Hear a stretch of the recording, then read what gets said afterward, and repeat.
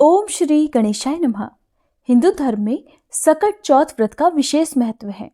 सकट चौथ का व्रत विघ्नहर्ता भगवान गणेश जी को समर्पित होता है और हिंदू पंचांग के अनुसार ये व्रत हर वर्ष माघ महीने के कृष्ण पक्ष की चतुर्थी तिथि को रखा जाता है और अंग्रेजी कैलेंडर के अनुसार साल के पहले महीने यानी जनवरी के महीने में ये त्योहार मनाया जाता है।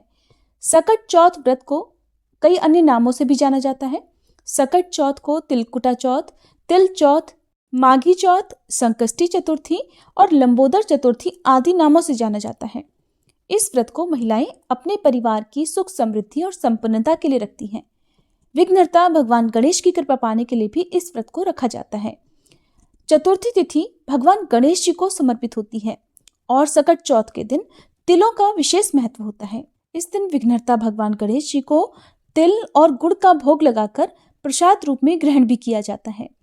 चतुर्थी तिथि के दिन सुबह जल्दी उठकर सूर्योदय से पहले स्नान करके भगवान गणेश जी की पूजा की जाती है। इस दिन आपको भगवान गणेश के साथ ही भगवान शिव और माता पार्वती की पूजा भी करनी चाहिए।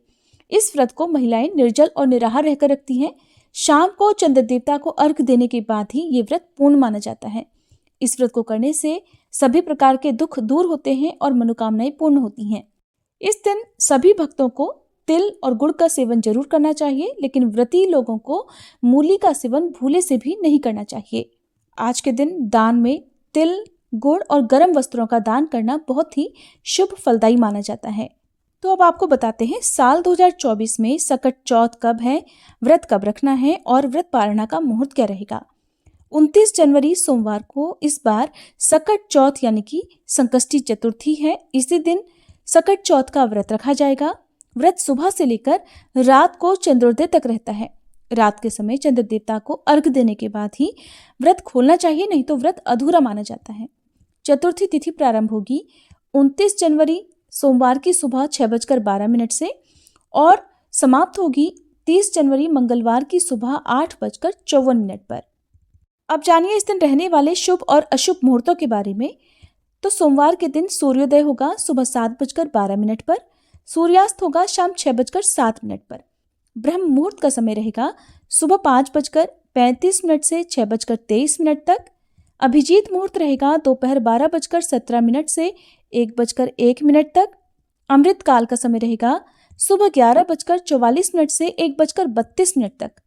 चतुर्थी तिथि के दिन दोपहर के समय और दोपहर में भी अमृत काल और अभिजीत मुहूर्त में भगवान गणेश जी की पूजा जरूर करनी चाहिए। यदि संभव हो तो इस समय कथा भी जरूर पढ़नी या सुननी चाहिए।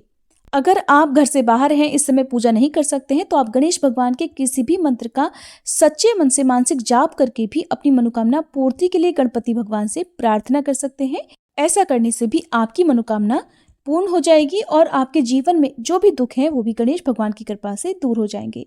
सकट चौथ के दिन चंद्रोदय का समय रहेगा रात 9:18 पर। तो रात को चंद्र देवता को अर्घ्य देने का यही समय रहेगा। इस समय के बाद से आप कभी भी अपना उपवास खोल सकते हैं।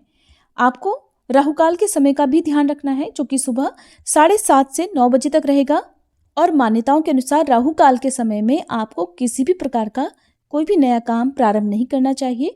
यदि आप कोई शुभ कार्य करना चाहते हैं तो इस समय का आपको त्याग करना चाहिए।